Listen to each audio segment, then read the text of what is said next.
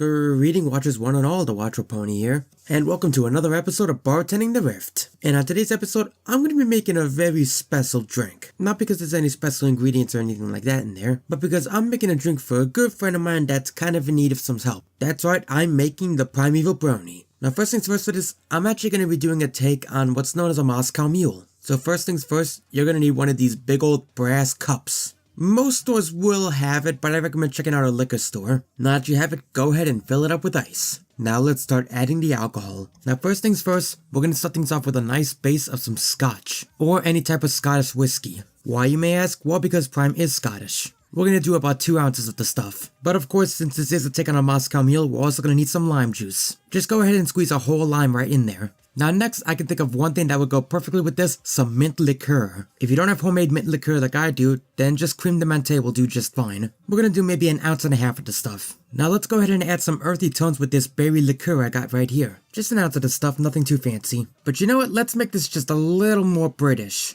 We're gonna be adding some Pimm's No. 1, typically used in Pimm's cup, but we're gonna be using it right here. Pimm's is kind of almost like a licorice liqueur, so it does have some sweetness to it.